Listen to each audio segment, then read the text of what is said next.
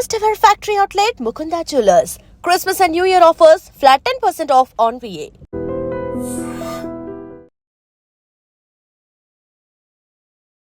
నమస్కారం, welcome to I dream. ధర్మ మార్గం విత్ విజిత కార్యక్రమానికి స్వాగతం.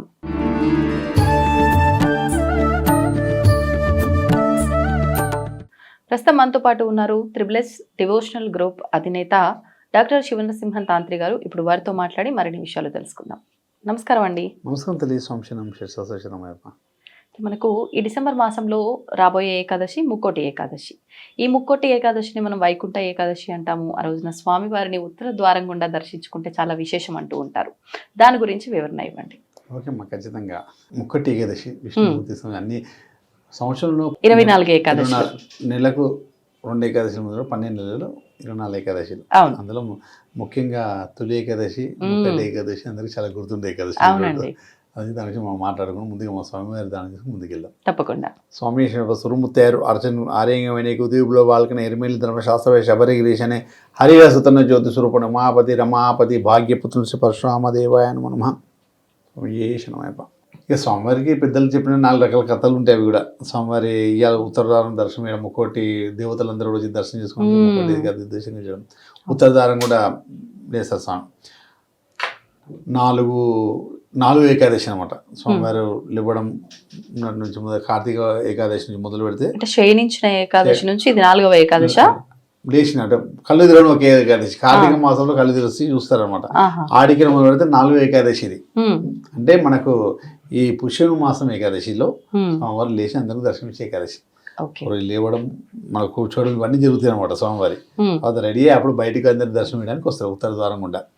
మనకు ఉత్తర ద్వారం దర్శనం, ముక్కోటి దేవతలందరూ కూడా వచ్చి దర్శనం చేసుకుంటారు. అది వేరే విషయం. అయితే ఏకాదశి వచ్చేసి మురాసుర, ఆ అసురుడికి సంబంధించిన ఎన్నో శక్తులు ఉన్నాయి. ఆ శక్తుల పరంగా ఎవరైనా ఆయన చేసే అంటే సంహరింపబడారు అనమాట. ఎన్నో శక్తుల పరంగా ఉంటాడు. ఇక రాక్షసులు అయితే అంటే విశిష్ట కార్యాలు అయితే ఎన్నో ఉంటాయి కదా వాళ్ళకి. అంటే పీడిపోవడం, మానవులందరినీ ఇబ్బంది పెట్టడం, దేవతలందరినీ ఇబ్బంది పెట్టడం కార్యక్రమం జరుగుతుంది. అవన్నీ చేస్తారు కాబట్టి మన ఏదో ఒక దేవుడు పరంగా వారిని సంహరించాలి. ఆ శక్తి పరంగా ఉండడానికి, శక్తి వారిని సంహరించాలి, ఒక మహాశక్తివంతుడై విష్ణుమూర్తి రావాలి. అది ఎవరో ఒక ద్వారా జరగాలి. స్వామివారు ఒక గుహ లోపల వెళ్ళి స్నేహిస్తున్నాడు, పడుకుంటాడు. అంటే ఒక విధంగా పడుకుంటే ఆయన పడుకున్నప్పుడు వచ్చే పవర్ ఏదైతుందో ఆ పవరు ఈ అసురుడైతే లోపల స్వామివారి దగ్గరికి వచ్చే వరకు ఏదైతే ఉన్న పవర్ తోటి ఆయన సంహరించేస్తారన్నమాట. సంహరించేసి అప్పుడు ఆ ఏకాదశి రోజు ఏదైతే 6 వచ్చిందో, ఒక లోపల ఒక శక్తి వచ్చిందో ఆ శక్తి పేరు ఏకాదశి అని పెట్టారు. స్వామివారిలోంచి వచ్చిన ఆ పవర్ని ఏకాదశి అని పేరు పెట్టారు. దానికి ఒక పేరు పెట్టాలి కదా. దాన్ని ఆ పవర్ పేరే ఏకాదశి అని పెట్టారు. అది మనకు ఇప్పుడు వస్తుంది అన్నమాట. అంటే ఆ తిథిలో ఆ ఏకాదశి ప్రతి నెల వస్తుంది కాబట్టి ఆ తిథిని గౌరవించి మనం ఏకాదశి ఉత్సవం చేసుకుంటాం. అది విష్ణుమూర్తి సంబంధించి ప్రతి నెల చేసుకుంటాం. ప్రతి నెల 2 చేసుకుంటాం మనం. అది బాగుంది. మరి ఏకాదశి రోజున అసలు అన్నం అనేది తినకూడదు అనేది ఎందుకు వచ్చింది? ఇదేంటంటే ఏదైతే అసురుడు ఉన్నారో ఈ అసురుడు ధాన్యంలో దాచుకుంటాడు విష్ణుమూర్తికి భయపడి. అయితే ధాన్యం ఎక్కడ సంహరించాడు అని చెప్పి ధాన్యంలో దాచుకుంటాడు. ఆ ధాన్యం అప్పుడైతే ధాన్యగారాలు ఉంటుంటాయి కదా, ధాన్యగారాలు అందరూ నిల్వ ఉంచుకునే ధాన్యగారాలు దాచుకున్నాను అనుకో. ఆ ధాన్యగారం వచ్చి బియ్యం అనమాట. ఆ బియ్యం వండుతున్న అన్నం అవుతుంది కాబట్టి ఆ రోజు అన్నానికి సంబంధించిన బియ్యానికి సంబంధించిన వస్తువులు ఏమి తినవద్దు అనేసి అందునుంచి అది పెట్టుకుని ఏం జరుగుతుంది. అసురుడికి సంబంధించిన సిస్టమ్ అసురుడు తాకి వచ్చింది కదా, మూడు అసురుగా మారుతాం. అసురు మారితే విష్ణుమూర్తి చక్రాన్ని బలవుతాం. రాక్షస గుణాలు వస్తాయి కాబట్టి ఆ రోజు తినకుండా ఉండడం, మంచి సద్గుణాలతో మంచి గుణాలతో ఉండడం ముఖ్యం కదా. అందుకే మన సమాజంలో మంచి గుణంతో బతికితే హ్యాపీగా ఉంటాం. చెడుగుణాలు పోతే ఎప్పుడు సమూహపడతాం తెలియదు అనమాట. ఆ విధంగా అనేది విష్ణుమూర్తి చక్రంతో ఉంటాం. అది శయన ఏకాదశి మనకి. అయితే స్వామివారు ఎప్పుడైతే శయనించి నిద్రాసుపత్రిలో ఉండి ఎప్పుడైతే రాక్షసుడు సంబంధించి సంహరించిందో దానికి ఏకాదశి పెట్టారు. అందరూ ఏకాదశి అన్న వరకు ఏంటంటే అన్నం తినకుండా ఉండాలని ఒక నిర్ణయం పెట్టేసుకున్నారు. ఉపసించడం, స్వామివారికి అది దగ్గరుండి నామా జపాలతో చేసుకోవడం. అంటే శివుడికి ప్రత్యేకంగా చూసుకుంటే శివ మహాశివరాత్రిని చూసుకుంటాం, అవును విష్ణుమూర్తిని చూసుకుంటాం, ఏకాదశి చూసుకుంటాం. అందులో ప్రత్యేకమైన ఏకాదశి తొలి ఏకాదశి ఒకటి ప్రత్యేకంగా చూసుకుంటాం, ఇంకోటి ఏకాదశి ఒకటి చూసుకుంటాం. అంటే ఈ 2 ఏకాదశులు విశేషమైన అంటే ప్రతి అన్ని నెలలో ప్రతి ఒక్క ఏకాదశి విశేషమే. మౌన ఏకాదశి అని ఎన్నో రకాల 24 పేర్లతో 24 ప్రతి ఒక్క ఏకాదశి ప్రత్యేకమైనది. కాకపోతే అందరు గుర్తుండే ఏకాదశి వచ్చి ముక్కోటి దేవతలు ఏ రోజు దర్శనం చేసుకున్నారు స్వామివారిని ఆ రోజు పెట్టుకుని ముక్కోటి ఏకాదశి రోజుకి సంబంధించిన ఎక్కువ ప్రాముఖ్యత ఉంటుంది.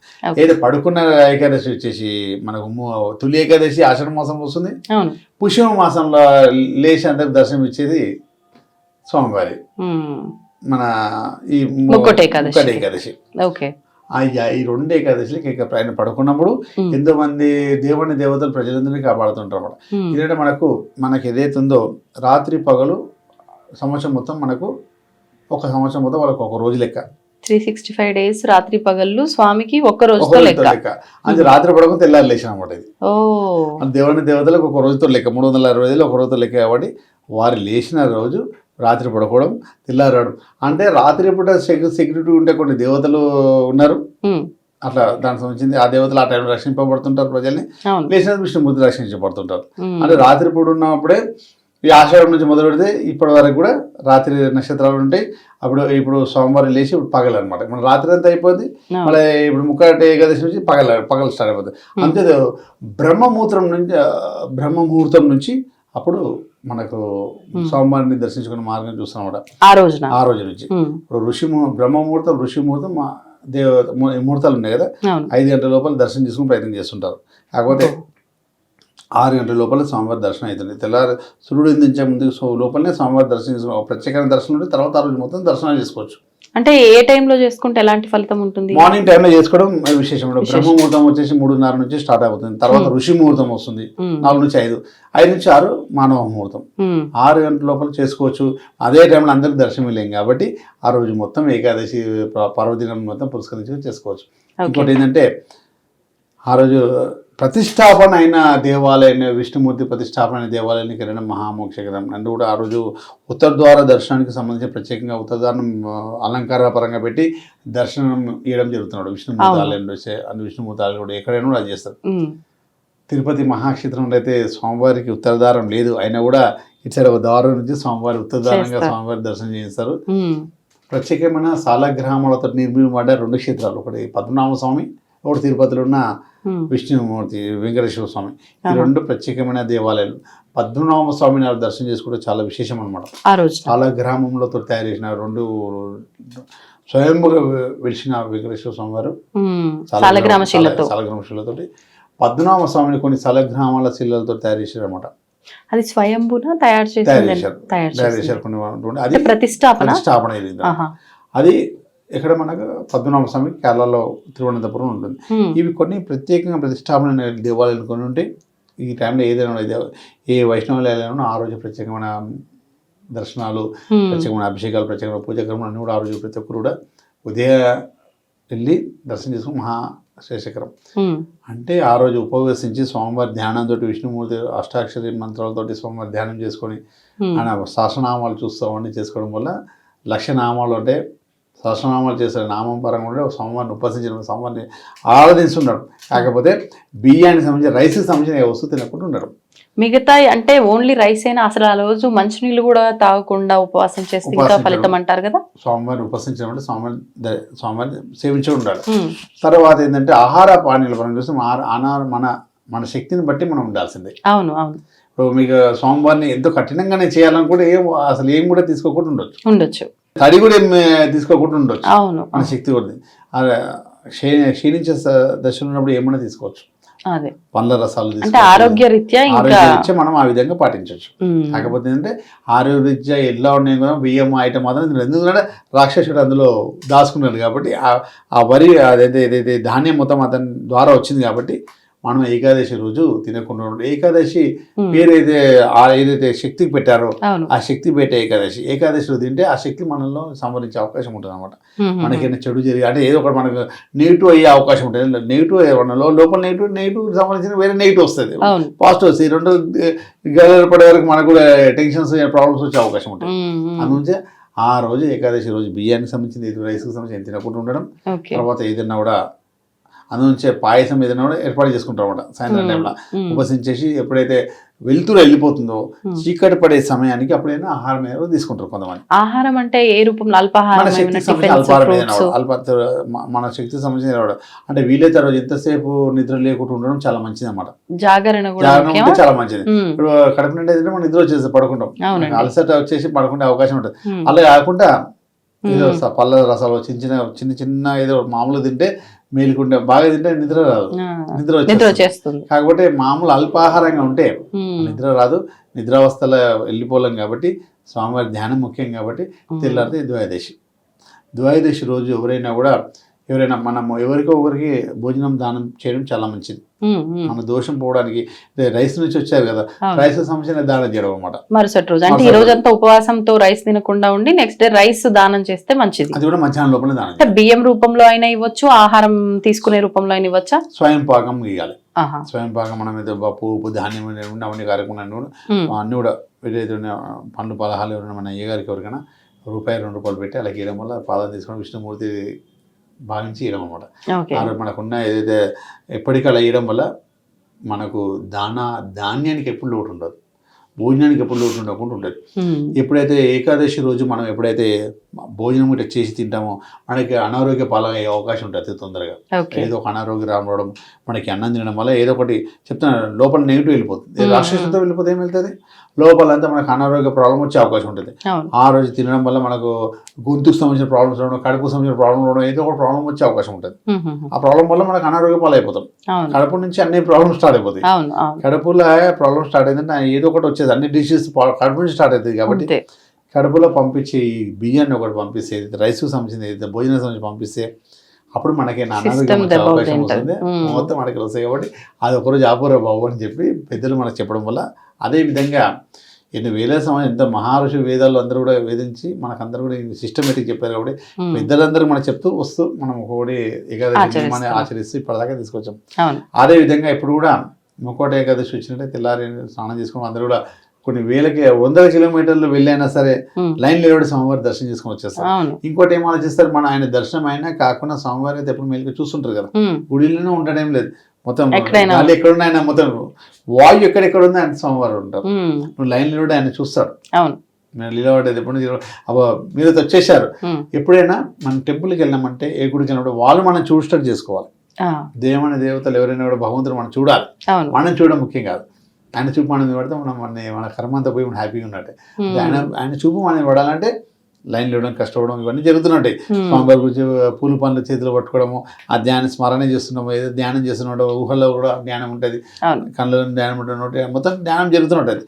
శ్వాస వెళ్తుంటే ధ్యానంతో బయటకు వెళ్తుంది, శ్వాస పీల్చుంటే ధ్యానంతో లోపలికి వెళ్తుంటుంది, నామంతో బయటకు వస్తే శ్వాస, నామంతో శ్వాస లోపలికి పోతుంది. ఈ రెండు ఉచ్ఛ్వాస జరుగుతూ ఉంటాయి అన్నమాట. అప్పుడు ఆ స్వామివారు మనల్ని చూస్తుంటాడు. మొత్తం జగమంతా అయినది, మొత్తం టోటల్ గా గాలి వాయువు గాలి ఎక్కడెక్కడ ఉందో మొత్తం స్వామివారు. అందులో నీ కలియుగంలో నామస్మరణే ముఖ్యం అని చెప్పారు. కాబట్టి మీరు అన్నట్టు ఊరికే ఏదో పిచ్చి పిచ్చి మాటలు మాట్లాడుతూ కాకుండా లైన్లలో నామస్మరణ చేసుకుంటూ వెళ్తే ఇంకా పుణ్యం పురుషార్థం. అంటే ఇప్పుడున్న కలియుగ ధర్మం పరంగా ఎప్పుడు కూడా బ్రెయిన్ ఎప్పుడు ఎక్కడ ఉంటుందో తెలుస్తుంది, మొబైల్ కి అటాక్ట్ అవ్వడం, మాటలు కూడా అవే జరుగుతున్నాయి. అంటే ఒక్క రోజన్నా కూడా స్వామివారి స్మరణతోటి నామస్మరణతో ఉంటే 360 రోజులు బాగుంటావు అన్నట్టుగా ఆలోచనతో చెప్పడం. మనకేంటంటే మన ఆషాఢ మాసంలో మనకు స్వామివారు ఎప్పుడైతే శయనగా వెళ్ళిపోయిండో పడకుండా అప్పటి నుంచి వేరే దేవతలందరూ రక్షింపబడ్డారు. వరాహస్వామి వీళ్ళందరూ ఎన్ని దేవతలు అమ్మవార్లందరూ కూడా మనం రక్షింపబడ్డారు. నవరాత్రులు అమ్మవారు అమ్మవారు ఆషాఢ మాసంలో రావడం, నవరాత్రులు తర్వాత ఇవన్నీ కూడా మనకు అమ్మవారు రక్షింపబడ్డారు. రాత్రి అంతా వాళ్ళు చూసుకున్నారు, నవరాత్రులు చేసాం ఆ టైంలో మొత్తం. తర్వాత స్వామివారు లేచినాడే ఆయన చూసుకుంటారు. అంతే పడుకున్న రోజులంతా మనల్ని రక్షించేది అమ్మవారు రక్షించారు. దాని తర్వాత స్వామివారు లేచినట్టు ఆయన చూసుకుంటారు. జగమంతా ఆయన చేతిలో జగమంతా కుటుంబాన్ని వాళ్ళ అమ్మవారికి పోయి పడుకున్నట్టు చూసుకొని చెప్పేసి పడుకున్నప్పుడు ఆయన చూసుకుంటారు. వాళ్ళు అది చూసుకున్న మేమందరూ క్షేమంగా ఉన్నాము, మీరైతే ఎవరికైతే అప్పయిపోయారో వాళ్ళందరూ మనం క్షేమంగా చూసుకున్నారు, మేము బాగున్నాము అని చెప్పి స్వామివారికి మన మొహం చూపించి ఆయన చూసి వస్తున్నాడు. ఆయన చూసుకున్న నా ప్రజలంతా క్షేమంగా ఉండాలని చూస్తుంటారు అన్నమాట. ఎంతమంది వచ్చింది, ఇంకైతే ఆరోగ్యంగా ఉండారా లేదా, వచ్చి నిలబడాలి ఎలా ఉండాలి, ఆరోగ్యంగా ఉంటే లైన్లో పడదు, లేవు అంటే వీళ్ళకి అప్పయిపోయిన పని చేసిరా లేదు. నవరాత్రులు అమ్మవారికి అప్పయిపోయారు, తర్వాత ఆశ్రమ మాసంలో అమ్మవారికి అప్పయిపోయారు, వీళ్ళందరినీ కూడా అప్పయిపోయిన నవరాత్రులు అయిపోయిన తర్వాత గణపతికి అప్పయ్యప్ప నవల భాద్రపద మాసంలో భద్రపద ఒక్కొక్క మాసం వరకు అప్పయ్యప్పేశారు. అవును. అందునుంచి ఈ మాసం అంతా వీళ్ళందరూ క్షేమంగా చూసినా నా ప్రజల్ని ఆయన చూసుకుంటాం, అసలు చూసుకుంటే ఆయన హ్యాపీ. అప్పుడు మన దర్శనం ఆయన మనం చూస్తాం, మనం ఆయన చూస్తాం. అప్పుడు 350 రోజులు మళ్ళీ స్టార్ట్ ఇక అంతే. మన ఏదైనా పుణ్యఫలం ఉంటేనే మన ముక్తి మార్గం అనేది ఉంటుంది. ఈ దేవతను ఆరాధించడం ఇవన్నీ పుణ్యఫలం కోసం. అంటే ఎవరైనా పెద్దవాళ్ళకి ఏదైనా పని చేసి పెడితే పుణ్యం ఉంటే చేయనేసి అంటారు. అవును. కార్తీక మాసం ఆ రోజు కార్తీక మాసంలో ఏదైతే మనం ఇప్పుడు కార్తీక మాసం నుంచి ఏకాదశి ఉంటూ వస్తుంటాం, తర్వాత తొలి ఏకాదశి ఉంటాం. ఇవన్నీ పుణ్యఫలానికి మార్గాలు అన్నమాట. ఇప్పుడైతే ఎన్ని కార్తీక మాసంలో ఉన్నా ఏదైతే కార్తీక మాసం నుంచి మొదలు పెడితే ఇప్పుడు ఏదైతే ముక్కటి ఏకాదశి రోజు ఉంటే ఇది ఎన్నో ఏకాదశి నుండి ఫలితం ఇస్తుంది అన్నమాట. ఇప్పుడు ఎన్నో ఏకాదశి మనం ఒక్కొక్క ఏకాదశి ఒక్కొక్క పుణ్యఫలం ఇస్తుంది. అవును, ఒక్కొక్కటి ఒక రకమైన ఫలితం ఇస్తుంది. అదే ముక్కోటి ఏకాదశి రోజు మనము స్వామివారి ధ్యానంతో ఉపవాసించడం వల్ల ఎంత పెద్ద పుణ్యఫలం, ముక్కోటి ఏకాదశులు ఉన్నంత కోటి ఏకాదశులు ఉన్నంత ఫలితం మనకి ఇస్తుంది అనమాట. అందుకే ముక్కోటి ఏకాదశి 3 కోట్ల ఏకాదశులు ఉన్నంత ఫలం అనుకోవచ్చు. ముక్కోటి అంటే 3 కోట్ల దేవతల అనుగ్రహం ఎంత ఉందో 3 కోట్ల అనుగ్రహం మనకు ఉంటుంది అనమాట. కోటి ఏకాదశిలో ఫలితం ఇస్తుంది. కోటి ఏకాదశి ఫలితం ఇస్తుంది. ముక్కోటి దేవతలు కూడా దర్శనమిస్తారు. ఒక్కరోజు మన టెంపుల్కి వెళ్ళి అన్ని ఏకాదశిలు వెళ్తాం టెంపుల్కి. ముక్కోటి ఏకాదశి రోజు మన టెంపుల్కి వేస్తే 3 కోట్ల దేవతలు దర్శనం చేసుకుని ఇల్లు ఉంటుంది అనమాట. అందరు అక్కడనే ఉంటారు అనమాట. అంటే మనం కళ్ళతో చూడకపోయినా వాళ్ళ దర్శనం మనకు కలిగినట్టే, వాళ్ళ అనుగ్రహం మనకు ఆరా. ఇప్పుడు మనకి చెప్తాం అనమాట, దేవాన్ని దేవతల ఆరా డెవలప్మెంట్ అవుతుంటది. ఇప్పుడు మామూలు టెంపుల్కి వెళ్ళినప్పుడు ఆరా వేరే విధంగా ఉంటుంది, ఆ స్పెషల్ డేస్కి వెళ్ళినప్పుడు ఆరా ఇంకో రకంగా ఉంటుంది. మనకు కావాల్సిన ఆరా బలమే, అడుగుంటే ఆరా యాక్టివేట్ అయిపోతుంది. అందునుంచి ఆరా అంటే టెంపుల్ ఒక దేవుడి ఫోటో చూస్తే వెనుక ఒక ఎల్లో కలర్ వస్తుంది కదా, అదే ఆరా అనమాట. ఫోటోలు వెనుక ఎల్లో కలర్ ఆరా చూపిస్తారు కదా, భగవంతుడికి ఆరా ఉంటుంది, మనకు కూడా ఆడ పోయినప్పుడు ఆరా డెవలప్మెంట్ అయిపోతుంది. ప్రత్యేకమైన రోజులలో ప్రత్యేకమైన దేవాలయానికి వెళ్తే మనకు ఆరా డెవలప్ అవుతుంది. ఆరా బాగుంటే మనంత శక్తివంతులుగా, ఆరోగ్యవంతులుగా, డబ్బు పరంగా, డబ్బు సంపాదించడంగా, ఏ టెన్షన్ హ్యాపీగా జీవిస్తాం అనమాట. అంటే ఆరా డెవలప్మెంట్ చేసుకోవడానికి ఈ ఆలయాలు ఇవన్నీ వెళ్ళడం. అందుంచి ఎన్ని కోటి ఏకాదశి చేస్తే ఎంత బలం వస్తుందో ఆ ముక్కోటి ఏకాదశి రోజు స్వామివారి దర్శనం చేసుకుంటే అంత బలం, అంత ఆరా ఇమ్మీడియట్లీ యాక్టివేట్ అయితే అంత పుణ్యఫలం వస్తుంది. కాబట్టి ముక్కోటి ఏకాదశి రోజు విశేషమైన రోజులను బాగా పెద్దలందరూ మనకు చెప్పారు. విశేషమైన రోజులు తీసుకోవడం, పండుగలు ఇవన్నీ మనం చేసుకుంటూ స్పెషల్ డేస్ కూడా మనం వెళ్తుంటాం. అందుగురించి ముక్కోటి ఏకాదశి రోజు స్వామివారిని ధ్యానం చేసుకోవడం. మీ అందరూ కూడా స్వామివారి అనుగ్రహం, విష్ణుమూర్తి అనుగ్రహం, అష్టాక్షరి పఠిస్తూ ఆ రోజు అందరూ కూడా దర్శనం చేసుకోండి. స్వామివారి అనుగ్రహం ఎందుకు ఉండాలి. గురుగారు, మనకు ఈ మాసంలో వచ్చే ఏకాదశి ముక్కోటి ఏకాదశి. ఈ ఏకాదశి చాలా విశిష్టత కలిగిన ఏకాదశి. అంటే మనకు 24 ఏకాదశులు ఉన్నప్పటికీ ఒక్కొక్క ఏకాదశి ఒక్కొక్క విశిష్టతతో ఉంటుంది. ఈ ఏకాదశి విశిష్టత గురించి, ఆ రోజు ఆచరించే విధానాలు, అంటే ప్రతి ఒక్క మానవునికి కోరికలు సహజం. ఎక్కువ కాలంగా ధర్మంగా ఉండి కూడా కోరిక నెరవేరట్లేదు అనుకునే వాళ్ళు ఈ ఏకాదశి రోజున ఉపయోగించుకునే అవకాశం ఏమైనా ఉందా కోరిక నెరవేరడానికి? శ్రీ మహాగణాధిపతయే నమః. ఐం మహాసరస్వత్యే నమః. శ్రీ లలితాంబికాదేవియే నమః. అమ్మ, ముక్కోటి ఏకాదశి, వైకుంఠ ఏకాదశి, ఇలా ఏకాదశికి పేర్లు. ఇది ప్రామాణికం. ఇది ఇంకా పతాక స్థాయి సన్నివేశంతో కలిగినటువంటిది. అలాగే ఉత్తర ద్వార ప్రవేశం అనేటువంటిది ఒకటి. ఇవన్నీ కూడా చెప్పుకుంటాం. ఎందుకంటే మనకు కావాల్సింది ఏమిటంటే ప్రతి వాళ్ళము కోరుకునేది వైకుంఠానికి దారి అనేటువంటిది కావాలి అని, వైకుంఠ ద్వార ప్రాప్తి అని మనం దాంట్లో రాయటమే చెప్తారు. ఏమిటి వైకుంఠం? ఎందుకు? ప్రతి వాళ్ళు నరకానికి వెళ్ళాలని కోరుకోము కదా, కోరుకోరు. శ్రీ మహావిష్ణువు దగ్గర అయితే ఆయన వైభోగం కాబట్టి నిత్య కళ్యాణం పచ్చతోరణం. ఇప్పుడు తిరుమల చూస్తే అదే వైకుంఠం. కలియుగ వైకుంఠం అని అంటున్నాం మనం. అది కలియుగ వైకుంఠం అనే కాదు, ఇంకా వైకుంఠం ఈ యుగంలో మాత్రమే అని మనం అనడానికి లేదు. అక్కడ నిత్య కళ్యాణం పచ్చతోరణము.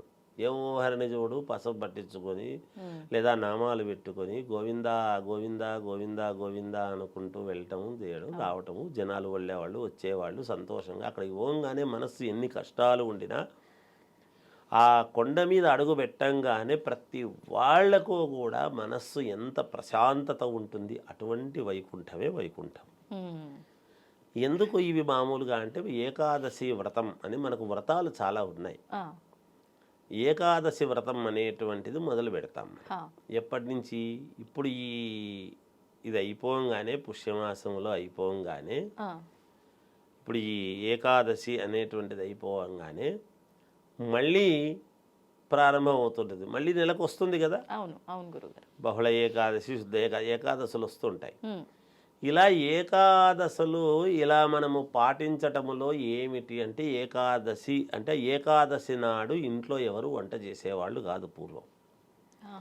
ఎవరి ఇళ్లల్లోనూ పొగ వచ్చేది కదా అప్పుడు. కట్టెల పొయ్యి, ఇప్పుడు ఎవరింట్లోనూ ఇప్పుడు కూడా పొగలు రావు అనుకోండి, కట్టెల పొయ్యితో చేసేటువంటి వాళ్ళు కాబట్టి ఎవరింట్లోనూ అబ్బాయి ఈరోజు ఏకాదశి, ఎవరింట్లో చూసినా పళ్ళు పాలు ఇవి మాత్రమే తిని ఉంటారు. అవి కూడా తినరు. ఏకాదశి అనేటువంటి దాంతో ఉపవాసము అంటే ఏమిటి? ఉపవాసం అంటే ఏమిటి అంటే స్వామికి సమీపముగా భగవంతుడికి సంబంధించినటువంటిది పుస్తకం పట్టుకొని చదువుతూ ఉండటము, చెయ్యటం, స్వామికి అనుకూలముగా మనము దానికి సంబంధించిన స్తోత్రాలు ఇంకొకటో చేసుకుంటూ అనుష్ఠానం చేసుకోవటము, దేవతార్చన చేసుకునే వాళ్ళు చేసుకోవటము, ఇలాంటివి స్వామికి దగ్గరగా ఉండి ఉపవాసం అనేటువంటిది ఉంటూ ఏమి తినకుండా మరుసటి రోజు మళ్ళీ దేవతార్చన అంతా చేసుకున్న తర్వాత ఎవరికైనా ద్వాదశి అనేటువంటిది వస్తుంది. ఏకాదశి అయిన తర్వాత ద్వాదశి తాంబూలము అనేటువంటిది ఇచ్చి వాళ్ళకు భోజనం పెట్టి తాంబూలము ఇచ్చి తర్వాత వీళ్ళు భోజనం చేయటం అనేటువంటిది సాంప్రదాయం. ఒక మనిషికి ఎవరికన్నా ఇవ్వటం ఇవాళ గురుగారు, బ్రాహ్మణులకు ఎవరికో ఒకరికి ఫలానా అనేది ఏం లేదు. అభ్యాగతో స్వయం విష్ణు ఎవరికైనా ఒక వ్యక్తిని పిలిస్తాం. మనం ఏమంటామంటే ఏదో బ్రాహ్మణులకే ఇవ్వాలి అనేటువంటిది చెప్తుంటాం. ఇస్తే పరమ సంతోషం. ఎందుకంటే బ్రాహ్మణు మమ దేవత, ఎందుకంటే భగవంతుడు నడిచి రాడు. ఒకటి, భగవంతుడికి నిరంతరము అర్చన చేసేటువంటిది, పూజలు కార్యక్రమాలు చేసేటువంటిది బ్రాహ్మణులు కాబట్టి బ్రాహ్మణులకి ఇస్తే దేవుడికి ఇచ్చినట్టు సంతోషం. అందుకని బ్రాహ్మణులకి ఇవ్వడం జరుగుతుంది. ఇచ్చినప్పుడు ఒక మంత్రం ఉంటుంది, అది చదవటం. నేను స్వీకరిస్తున్నాను, నువ్వు ఇస్తున్నాను, నేను స్వీకరిస్తున్నాను అనేటువంటి అది చెప్పటము. ఎందుకు అంటే బ్రాహ్మణుని యొక్క అధీనము మంత్రము, మంత్రాధీనం దైవం, మంత్రాధీనం అని, మంత్రం బ్రాహ్మణాధీనం అని. ఇది ఈ ఉదాత్వాలు అనుదాత్వాలు ఏత్వాలు ఎలా పలకాలను అలా పలుకుతాడు సుష్టుగా, పద్ధతిగా అనేటువంటిది ఉంటుంది. కాబట్టి తప్పులు వలకుండా చెప్తారు బ్రాహ్మలు అనేటువంటిది. అది అందుకని ఇవన్నీ కూడా ఏదో ఒకదానికొకటి లింకు. అలా ఇచ్చి వాళ్ళు సంతోషంగా ఏదో ఆ రోజు భోజనం చేయటం అంటే భగవంతుడికి మేము ఇచ్చుకున్నాము అని ఆత్మతృప్తి, మనకు ఒక తృప్తి. ఎప్పుడు వస్తుంది మానసికమైన తృప్తి? ఎప్పుడు అంటే ఏకాదశి వ్రతం అయిపోగానే ఒక తాంబూలం ఇచ్చినాను, అబ్బా సంతోషం అని. మనకు మంజునాథ సినిమాలో కూడా ఈరోజు ఎవరు రాలేదే భోజనం పెట్టడానికి అని వెతుకుతూ ఉంటాడు. ఇవన్నీ ఆచారాలు ఎక్కడి నుంచి వచ్చినాయంటే శాస్త్రాల్లో ఉన్నవే. అందుకనే అలా చూస్తారు. దైవం మానుష రూపేణాను. భగవంతుడు ఎప్పుడూ కూడా శంకు చక్రాలు గద పట్టుకొని రాడు, ఇంకొక మనిషి రూపంలోనే వస్తాడు. వీళ్ళని చూద్దాము, పెడతారా పెట్టరా అని. అలా వచ్చి తినిపోవడం అనేది జరుగుతుంది. ఇలా పాటిస్తూ ఈ వైకుంఠ ఏకాదశి అనేటువంటి రోజు ఉత్తర ద్వారము గుండా స్వామిని దర్శనము చేసుకుంటే మనకు సంపూర్ణమవుతుంది ఈ ఏకాదశి వ్రతం. ఇలాంటి ఏకాదశులు, ఏకాదశి అంటే ఏమి? 11. జీవితంలో ప్రతి వాళ్ళు ఒక 11 సంవత్సరాల పాటు ఏకధాటిగా దీన్ని ఒక ప్రామాణికముగా పెట్టుకొని చేస్తారు. అంటే వచ్చే 24 ఏకాదశులు 11 సంవత్సరాలు చేయాలా గురుగారు? వరుస అంతే కదా, దాని అర్థమే అది. ఏదో ఒక సంవత్సరం చేస్తాను, 2 ఏళ్ళు చేస్తాను అనేది కాదు. ఏకాదశం అంటేనే ఏకాదశ వార రుద్రాభిషేకం అని మనం ఎందుకు చెప్తున్నాం? అది 11 సార్లు 11 సంవత్సరాల పాటు ఏకధాటిగా ఎక్కడా అడ్డంకి రాకుండా వీళ్ళు గనక జీవితంలో 120 సంవత్సరాలు మానవుడి యొక్క ఆయుర్దాయం యొక్క ఇదైతే 11 సంవత్సరాల పాటు చేయడం ఏం పెద్ద సంగతి. అలా ప్రతి సంవత్సరము ఇలా ఉపవాసం ఉండి ఏకాదశులు ఇలా వచ్చే వైకుంఠ ఏకాదశికి ఇలా మామూలుగా వెళ్ళి స్వామి దర్శనం చేసుకుంటూ చెందుతూ వస్తున్నారు అంటే వాళ్ళ జీవితము మోక్షము అని శాస్త్రములో ఉండేటువంటి మాట. ఇక ఇప్పుడు ఈ వైకుంఠ ఏకాదశి రోజు మనం ఏమి పాటిస్తే మంచిది, ఏం చేసుకుంటే మనకు నిజంగా మేలు జరుగుతుంది, అంతే కదా. అంతే గురు. ఇంకా కోరికలు మీరు అన్నట్టుగా ఏవో కోరికలు ఉంటాయి. ఇది ఒక్కో మనిషికి ఒక్కొక్క రకమైన కోరిక. కార్లు ఉండేవాడు పెద్ద కారు కొనాలనో, లేకపోతే ఒక ఇల్లే ఉండేవాడు ఇంకొక ఇల్లు పెద్ద ఇల్లు కొనుక్కోవాలి, అపార్ట్మెంట్ ఉండేవాడు విల్లా కొనుక్కోవాలని, విల్లా ఉండేవాడు ఇంకా కొంచెం ఒక ఎకరాలు కట్టుకోవాలని. మానవుడికి తృప్తి అనేటువంటిది కొంచెము తక్కువే, చాలా తక్కువ, కొంచెం తక్కువ అందాం. అంటే ఉండకూడదు అనడానికి మనకేం హక్కు లేదు కదా, ఉండాలి, మానవుడు కాబట్టి ఉండాలి కోరికలు. అలా వాళ్ళ కోరికలు నెరవేర్చుకోవాలి అనేటువంటివి కొన్ని అయితే, ఇంట్లో కొంచెం పిల్లలకు కావాల్సినటువంటి ఉపకృతులు కావచ్చు, వివాహాలు కావచ్చు, ఉద్యోగాలు కావచ్చు, అనేక రకాల కోరికలు ఏవో ఉంటాయి. ఇంట్లో పిల్లలకు సంతానం గురించి కావచ్చు, దైవం కదా భగవంతుడు, అందుకని ఏ దైవము ఎటువంటి వరం ఇస్తాడో కనుక అందరికీ మనం మొక్కుతాం. గణపతి దగ్గర నుండి ప్రతి దైవము, ప్రతి దేవాలయం, ప్రతిదీ ఒక గుడి అనేటువంటిది పెట్టుకొని, ఏ పుట్టలో ఏ పాము ఉందో, అన్ని పుట్టల్లో ఒకే రకమైన పాము ఉండదు కదా, ఏ పాము మనకు అనుగ్రహం ఇస్తుందో, ఏం జరుగుతుందో అనేటువంటి దీంతో ఈ ఏకాదశులు వచ్చినా ఇంకొకటి వచ్చినా ప్రతిదీ కూడా మనము ప్రామాణికముగా మనము ఏదో మొక్కుకొని మనం అనుకూలంగా చేసుకొని ముందుకు వెళ్ళాలి అనేటువంటి తాపత్రయంతో మనం చేసుకుంటాం. ఇక్కడ ముఖ్యంగా నేనేమంటున్నానంటే, ఏకాదశి రోజు ఎవరైతే దేవాలయానికి ఏకాదశి రోజు మనం వెళుతున్నామో, నేను ఇందాక 11 ఏకాదశి అని మనం ఒక ఇది అనుకున్నాం. మనం ఇక్కడ నేను చెప్తున్న మాట ఏమంటే అమ్మ, మనకు ఆ కోరికలు నెరవేరాలి, మనకు మేలు జరగాలి అనేటువంటి భావన ఉండేటువంటి వాళ్ళు ఒక 11 కాయిన్స్ కానీ, 11 రూపాయలు కానీ, 1100 కానీ, 11,000 కానీ, 11 లక్షలు కానీ, అది వాళ్ళ సౌకర్యం. ఓకే, ఎవరి శక్తి వాళ్ళది, తప్పులేదు కదమ్మా. ఎవరి శక్తి వాళ్ళది, వాళ్ళ శక్తి అనుసారము. ఒకవేళ కాయిన్స్ అయితే సమాజంలో ప్రతి వాళ్ళు చేసుకోగలిగినటువంటిది కదా. ఈ 11 కాయిన్స్కు నిజానికి కాస్త గంధము బొట్టు పెట్టి ముందు రోజు, ఏకాదశి కంటే దశమి రోజు ముందు రోజే కాస్త అమ్మవారు లక్ష్మీదేవి యొక్క పూజ అనేటువంటిది, ఏది తొమలపాకులు 3 తొమలపాకులు 2 వక్కలు, దాంట్లో ఈ 11 కాయిన్స్ పెట్టి గంధం పెట్టి బొట్టు పెట్టి ఆరాధన చేసి, ఆ తోలపాకుతో సహా మరుసటి రోజు ఏకాదశి రోజు ఈ తాంబూలాన్ని తీసుకువెళ్ళి, ఆ తాంబూలము 2 వక్కలు 3 తోలపాకులు పక్కన పెట్టి ఆ 11 రూపాయలు హుండీలో వేసేయడం భగవంతుడికి చేసుకుంటే, మనం ఏమిచ్చినాము భగవంతుడికి అనే దాన్ని బట్టి మనకి ఇవ్వాల్సినటువంటిది ఇస్తాడు. ఈ ఏకాదశి కదా, వైకుంఠ ఏకాదశి కదా, ఏకాదశికి 11 ప్రామాణికం కదా. ఈ కాయిన్స్ లక్ష్మీదేవి, ఆమె వక్షస్థలంలో, మహావిష్ణువు యొక్క వక్షస్థలములోనే లక్ష్మీదేవి ఉంటుంది కదా, ఆయన హృదయానికి ప్రీతికరమైనటువంటిది గనక ఈ పని మనం డబ్బులు వేస్తే ప్రీతికరమా అంటే, ధనం అంటే లక్ష్మీదేవి, మనకు కావాల్సింది ఏమిటి, మూలం అదే కదా, మనకు మేలు జరగాలి కదా. ఒక 11 కాయిన్స్ మనస్ఫూర్తిగా లక్ష్మీదేవి అష్టోత్తరము ముందు రోజే చేసి పెట్టుకొని, లేదు అదే రోజు పొద్దున్నే తెల్లవారుజామునే చేసి దైవం దగ్గరికి వెళ్ళి క్యూలో నిలబడి, ఆ క్యూలో నిలబడినంతసేపు వేరే మాటలు కాకుండా మహాలక్ష్మీదేవిని విష్ణుమూర్తిని స్మరిస్తూ వెళ్ళి, ఆ తోలపాకులు అవన్నీ దాంట్లోకి వేయనీరు కాబట్టి అవి పక్కన పెట్టి కాయిన్స్ అందులో వేస్తే వీళ్లకు ఖచ్చితముగా మేలు జరుగుతుంది అని నా భావన. అంటే ఏదైనా కామ్యం గురించి చేసుకుంటుంటే అది సంకల్పం చేసుకోవాలా గురుగారు లక్ష్మీ పూజ చేసేటప్పుడు? ఏదైనా అంతే కదా, మనం ఏ కోరికతో చేసుకుంటున్నావో, ఈ కోరికలు లేకోకుండా ఎవరు చేయరు కదా, కోరికలు ఉండాలి కదా, ఉంటాయి కదా, సహజం కదమ్మా.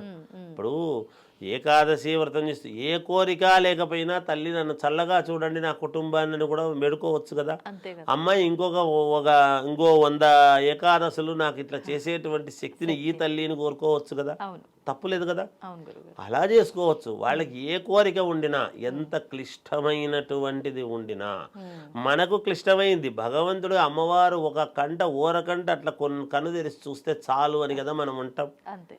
కనుక అమ్మవారు స్వామి యొక్క వక్షస్థలములోనే అమ్మవారు వేరు స్వామి వేరు కాదు కదా. శ్రీ వెంకటేశ్వర స్వామి మనము శ్రీ పార్వతీ పరమేశ్వరు మనం చెప్పుకుంటున్నాం కదా. అందుకని ఈ శ్రీకారంలోనే అమ్మవారు ఉంటుంది ఎప్పుడు కూడా.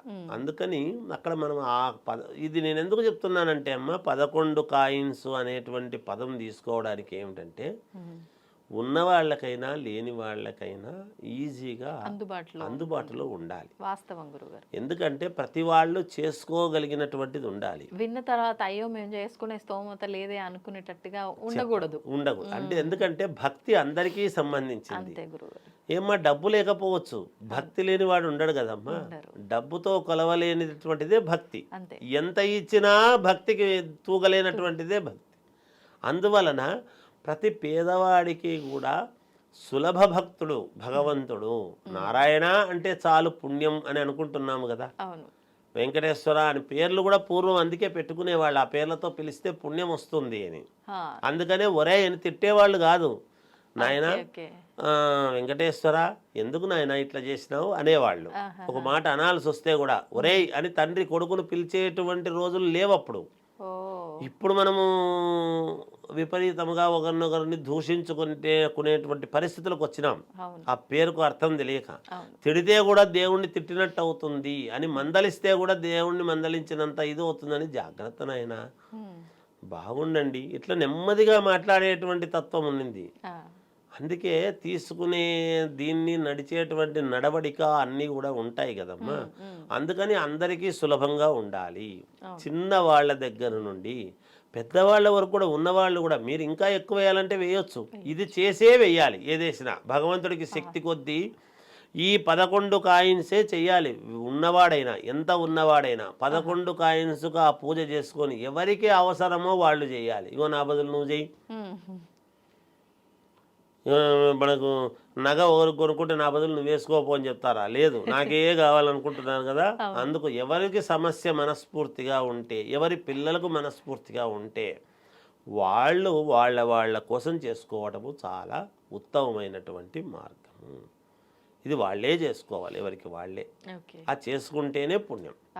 అలా చేసుకుని ఇప్పుడు భార్యాభర్తలు ఇద్దరు ఉంటారు. మీరు అడిగేదాన్ని బట్టి నాకు ఇంకో అనుమానం వస్తుంది. ఎందుకంటే మరి ఇద్దరు కలిసి చేయాలన్నా భర్త కోరిక వేరు, భార్య కోరిక వేరు కదా. ఇద్దరు కలిసి ఇద్దరు ఏకోన్ముఖంగా ఒకటే కోరిక కోరుకోవాలి. నాకు బిజినెస్ లో వేరే కష్టం ఉంది, నేను వేరే కోరుకుంటాను, నువ్వు ఇది కోరుకో నేను అది కోరుకుంటానంటే కాదు. ముందు నీ ఇంటి సమస్య తీర్చుకో. ముందు మనం స్నానం చేసి గుడికి వెళ్తే గుడిలో ఉండే పవిత్రత మనకు వస్తుంది. ముందు మన ఇంటి సమస్య తీర్చుకుంటే ఒకదాని మీద అని ఉండాలి. ఆ ఒకటి ఏదో కోరుకోండి, ఆ బలమైనటువంటిది. లేదు భార్యను మెప్పించి ముందు నీ ఎదుగుదల కోసమే కోరుకుంటారా, అది మీరు అనుకుని ఒక నిర్ణయానికి వచ్చి ఒక పద్ధతిగా చేసుకుంటే మేలవుతుంది. అంతేగాని ఇంట్లో మేము అందరు ఉన్నాం కదా తలా ఒకరు దిక్కు కోరు. ఇప్పుడు దీంట్లో ఏమవుతుందంటే ఇంట్లో ఆడపిల్లలు నాకు కావాల్సింది నేను కోరుకుంటా. ఇప్పుడు ఎట్లుంటాయంటే మా అమ్మాయి కోరుకున్న వరుడు జరగొద్దు కాక అని ముక్కొని, అమ్మాయి నాకు కావాల్సిన వరుడే నాకు కావాలని కోరుకొని, ఇవన్నీ క్లిష్టమైనటువంటి వ్యవహారాల్లోకి పోరాదు. అది కూడా చెప్తున్నా. లవ్ మ్యారేజ్ వద్దు, మేము కుదిర్చిన సంబంధం ఇది కాదు కావాల్సింది, అది కాదు కావాల్సింది. ఇప్పుడు తల్లిదండ్రులు ఏం కోరుకోవాలి? అలా ఉన్నప్పుడు మా అమ్మాయికి మంచి మార్గాన్ని చూపించు తండ్రి అని కోరుకోవాలి ఇద్దరు కలిసి. ఒక తాటి మీద ఉంటే పనులు నడుస్తాయి. అందుకే ఇంట్లో నలుగురు చేతికుండే 4 వేళ్ళు ఏకోన్ముఖముగా మనం పిడికిలి బిగిస్తే ఒక పని అనేది జరుగుతుంది, ఒక పని చేయగలుగుతున్నాం. మనం పెన్నుతో ఒకటి రాయాలన్నా సంతకం పెట్టాలన్నా కూడా ఇవన్నీ ముడుచుకొని బలాన్ని ఇవ్వగలిగితేనే పెడతాం. ఇవన్నీ తెరుచుకొని బలాన్ని పెన్ను మీరు సంతకం చేయండి ఇట్లా తెరిచి మూసుకుంటేనే మనం సంతకం పెట్టగలుగుతాం. ఇలా ముడుచుకొని తెరిచి మనం సంతకం చేయండి, చేయలేము చూడండి, చేయలేం. పెట్టలేము, అప్పుడే సంతకం తేడా వస్తుంది. అవును, ఈ తేడా ఉందని వెనక్కి పంపిస్తాడు. అంతే కదా. అందుకని అన్నీ కలిసి మనం ఇంట్లో ఏకోన్ముఖముగా ఇంట్లో ఉండే సమస్య ఒకటిగా భార్యాభర్తలు ఇంటి పెద్దలు ఎప్పుడు కూడా కోరుకుంటారో అది జరుగుతుంది. మనకు ఈ డిసెంబర్ మాసంలో వచ్చే 30వ తారీఖున ఏకాదశి ముక్కోటి ఏకాదశి, దీన్ని వైకుంఠ ఏకాదశి అంటాము. స్వామివారిని ఉత్తర ద్వారం గుండా దర్శనం చేసుకుంటే చాలా విశేషమైన అనుగ్రహం పొందవచ్చు అని చెప్పి అంటూ ఉంటారు. ఎందుకు ఇంత వైశిష్ట్యం ఈ ఏకాదశి కంటే? మనకు సంవత్సరం అంతా కూడా ప్రతి మాసంలో 2 ఏకాదశులు, ఇలా చూసుకుంటే 24 ఏకాదశులు మనకు వస్తాయి. విశేషంగా కొన్ని మాత్రం చాలా ప్రత్యేకమైనవి, అందులో ఇది చాలా ముఖ్యమైనది. ఎందుకని అంటే దీనికి అర్థాలు తెలుసుకుందాం. చాలామంది ఏకాదశి అనేటువంటిది 11వ రోజుగా అందరికీ, ఏకాదశ రుద్రులు, ఏకాదశ చంద్రులు, సూర్యుళ్ళు రకరకాలుగా ఉన్నాయి. కొన్ని లెక్కలే తీసుకున్నాము. లెక్క పెట్టలన్నీ సూర్య మండలాలు ఉన్నాయి, సూర్య లోకం ఉన్నది. దాని గురించి కూడా ఈ విషయం ఇంకా విపులంగా చెప్దామనే ఉద్దేశంతో ఈ విషయాన్ని కూడా నేను మీకు ప్రస్తావన చేయడం జరుగుతుంది. అలాగే ముక్కోటి అనే పదాన్ని తీసుకోండి. ముక్కోటి అంటే శివుడు అని అర్థం వస్తుంది. తర్వాత ముక్కోపి అంటే ముక్కు మీద కోపం అని కూడా అర్థం వస్తుంది. అది కాదు, ముక్కోటి అంటే 3 కోట్లు అని కూడా అర్థం వస్తుంది. అంటే అంత ప్రచండమైన, ప్రభావవంతమైన, అద్వితీయమైన శక్తి కలిగినది. అంటే అంత దేవుళ్ళకు ఉండే శక్తి, ముక్కోటి దేవతలకు ఉండే శక్తి ఈరోజు విశేషంగా స్వామి దర్శనం చేసుకున్నప్పుడు అంత అనుగ్రహము, ఆశీర్వచనాలు మనకి లభిస్తాయనేటువంటిది ఒక పూర్వులు మనకిచ్చిన నమ్మకం కాదు, వరం. ఎందుకంటే అందరూ కనీసం ఆ ఒక్క రోజన్నా విశేషంగా చేస్తారు. అందులో ఈ విష్ణు సంబంధించినటువంటి స్వామివారు ఆయన రక్షకుడు. 3 దేవుళ్ళలో బ్రహ్మ, విష్ణు, మహేశ్వరులలో స్థితి లయకారాలు ఇవన్నీ మనం చెప్పుకుంటూనే ఉంటాం. విష్ణువు యొక్క ఏంటంటే పాలకుడు, రక్షకుడు, పోషకుడు.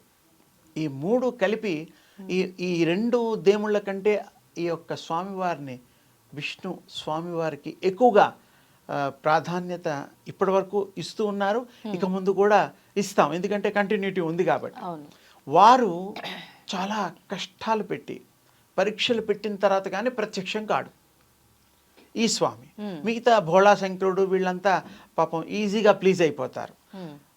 నెక్స్ట్ కొంచెం కష్టంగా, అంటే శంకరులు తర్వాత కొంచెం కష్టంగా ఉండేది బ్రహ్మస్వామి. వారు కూడా కొంచెం కష్టపడతారు. బ్రహ్మని ఎవరు ఆరాధించరు. అంటే ఆరాధించరంటే ఒకే ఒక గుడి ఉన్నది ఈ ప్రపంచంలో. దానికి శాపము ఇవన్నీ కొన్ని కారణాలు, చరిత్ర ఉన్నది. కానీ బ్రహ్మ అంటే క్రియేటర్ అని అందరికీ తెలుసు. మనం కూడా బ్రహ్మ కంటే తక్కువ కాదు. మనం ప్రతి సెకండు, ప్రతి నిమిషము కూడా ఒకటి ఆలోచిస్తూ ఉంటాము. ఒక ఆలోచన మెదడులో వస్తే we are try to creating some new, ప్రతి ఆడ మగ అనే భేదం లేకుండా. అంటే ఏమిటి, బ్రహ్మతత్వాన్ని, బ్రహ్మ సృష్టించిన ఈ మానవ సృష్టిలో కూడా అది దాగి ఉన్నదనే ఒక కొత్త కోణం మనం ఈరోజు చర్చకి తీసుకుంటున్నాం. అందుకని మనం కూడా బ్రహ్మలమే. మనం కూడా వారిలాగా సృష్టి కాకపోయినా మన జీవన విధానానికి సరిపడా ఒక సృష్టి చేయడానికి మనం అహర్నిశము కూడా పాటిస్తూ ఉంటాము, శ్రమిస్తూ ఉంటాము. ఈ యొక్క స్వామివారి గొప్ప విశేషము ఆ రోజు ఉపవాసాలు ఉండి వ్రతం తీసుకొని, ద్వాదశి రోజు కొంతమంది స్వీకరిస్తూ ఉంటారు ప్రసాదాలు. ఆ రోజు ఉపవాసాన్ని దీక్షలో ఉండేవాళ్ళు ఉంటారు.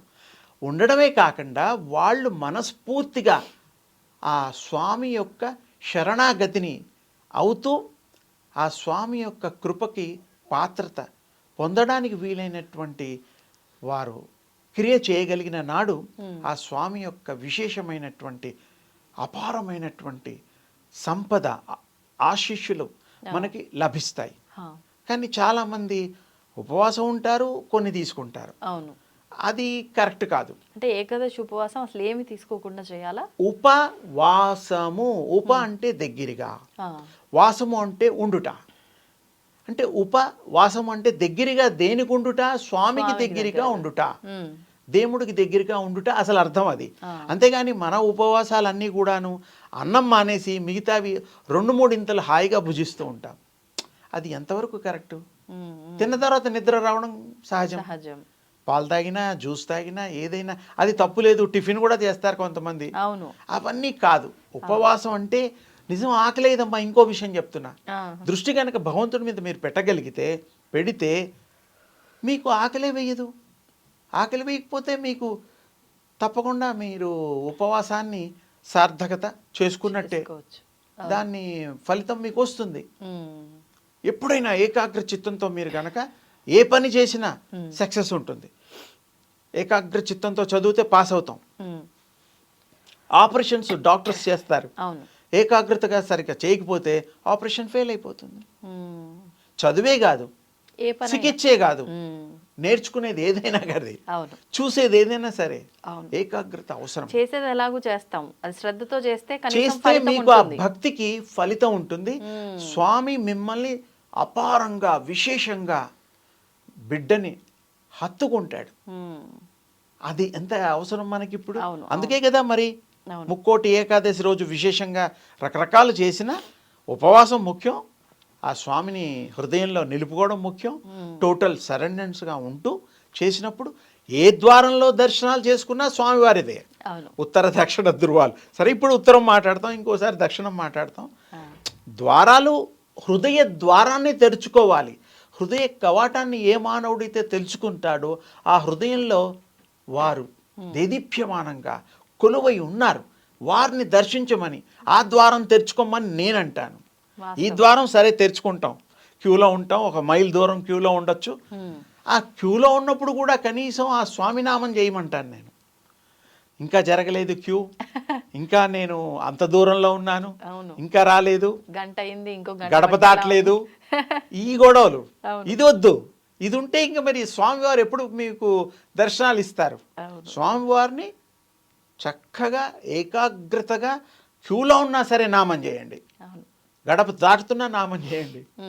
కడకి మనం ఈ దేహాన్ని వదిలేటప్పుడు కూడా నామం చేస్తూనే ఉండాలి. అష్టాక్షరి మంత్రం సరే మీ ఇష్టం, ఎవరు మీ గురువులు ఇస్తే ఆ నామాన్ని చేయొచ్చు.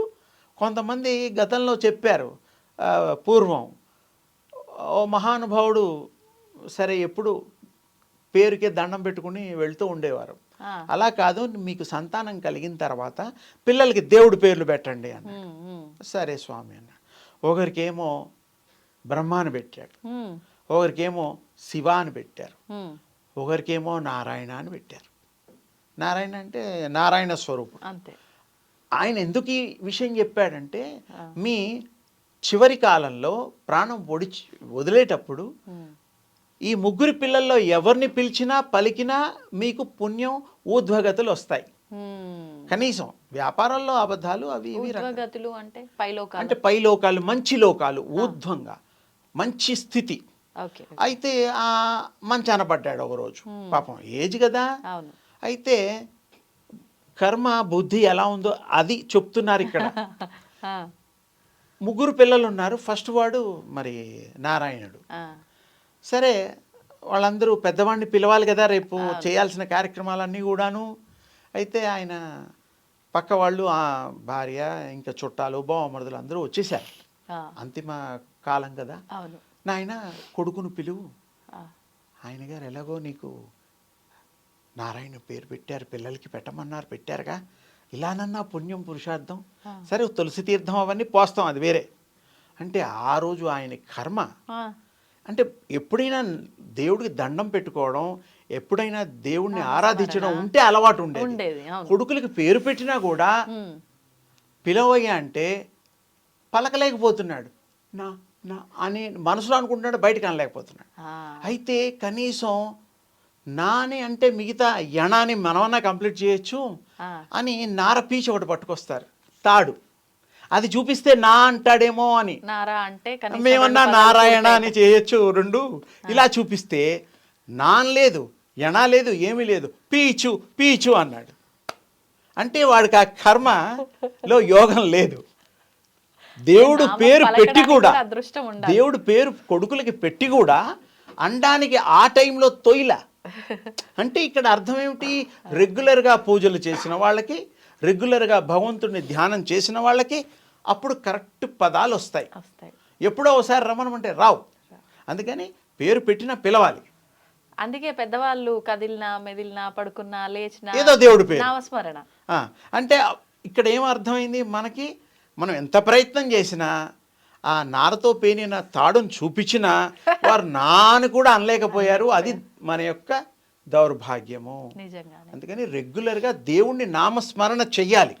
చేస్తే ఎప్పుడు అదే ధ్యాసలో ఉంటాం. మీరు పనులు చేయొచ్చు మిగతావి, దేవుడే చేయిస్తున్నాడు అనుకోండి, ఆ నారాయణుడే చేస్తున్నాడు అనుకోండి, ఆ కృష్ణస్వామి చేస్తున్నాడు అనుకోండి, ఆ విష్ణుస్వామి చేస్తున్నాడు అనుకోండి, ఇలా అనుకొని గనక ఈ పద్ధతుల్లో ఫాలో అవుతే తప్పకుండా మనకి స్వామివారు సంపూర్ణ అనుగ్రహం, చక్కటి స్వర్గప్రాప్తి. ఇప్పుడు మీరు చెప్పిన ఉదాహరణను బట్టి ముందరంతా ఆయన నామస్మరణ చేయలేదు కాబట్టి పిల్లల పేర్లు పెట్టించైనా అంటే పిల్లలు ఉన్నా కూడా వాళ్ళు రెగ్యులర్గా కాంటాక్ట్లో ఉండేవాళ్ళు కాదు. ఇంట్లో ఉన్నవాడు కనీసం వచ్చేది. అంటే ఆ రకంగా అయినా పలికిద్దాము అనే అనుకున్నారు. వీళ్ళ ప్రయత్నం. అప్పటి వరకు కుదరలేదు. ఇంకా అంతిమంలో ఆ ఒక్కసారి అన్నంత నాన్న అంటాడేమో. ఉంటుందా ఫలితం? ఉంటుందా ఆ ఒక్కసారి అన్నంత మాత్రం? అంటే వీటికంటే కొంచెం బెటర్ కదా. ఓకే. అదేదో గుడ్డిలో మెల్ల అనకపోయినా ఒక పర్సంటేజు నామాన్ని ఆ దృష్టి, భగవంతుడి దృష్టి అన్న ఆ ఏకాగ్రత కుదిరితే ఆ ఒక్క సెకండ్ అయినా అనడం వల్ల భగవంతుడు కృప చేస్తాడు. ఓకే. అంతిమ యాత్ర కదా. అవును. ఆ టైంలో కూడా దేవుణ్ణి తలుచుకోకపోతే ఎప్పుడు తలుచుకోలేదు. డబ్బులు తలుచుకుంటాం, భార్య పిల్లలు తలుచుకుంటాం, ఇంకా డబ్బు కావాలనుకుంటాం, బంగారం అన్నీ ఏది కావాలన్నా కోరుకుంటాం, ఇల్లులు కట్టుకుంటాం, కార్లు కొనుక్కుంటాం. మరి భగవంతుడు నామం చేస్తే ఏమైంది? ఆయనే ఇస్తున్నాడు కదా. మనం ఎంత కష్టపడ్డా కొంతమందికి రూపాయి రాదు, కొంతమంది ఏమి చేయకుండా రూపాయి వస్తుంది. పూర్వజన సుకృతంచం. కొంతమంది ఒకసారి చదివితే వాళ్ళకి పట్టేస్తుంది, ఏకసంతాగ్రాహి. విన్నా పట్టేస్తారు కొంతమంది. మరే అందుకని వారికి దృష్టిలో పెట్టుకొని మంచి సమయస్ఫూర్తితో ఈ యొక్క దైవ నామాన్ని మరి అహర్నిశము వారు గనక జపం కానీ నామం కానీ మానసిక జపం అయినా కూడా చేసుకుంటే వారికి మంచి జరుగుతుంది, మహామంచి జరుగుతుంది. కృతార్థులు చరితార్థులు అవుతారు. తవ్వండి, తవ్వుతున్న శివలింగం సరే దాన్ని అట్లా కప్పేసేయండి, చూపించదండి. Krishna is there. మూర్తి పూజ కాదు, సాక్షాత్ బ్రజేంద్ర నందన భగవాన్ ఉన్నారు మూర్తిలో. ఏమీ ఆశించకుండా ఆరాధించే వాళ్ళు కూడా ఉన్నారా ప్రభుజీ? నిజమైన భక్తి అంటే మనకు తెలియదు కాబట్టి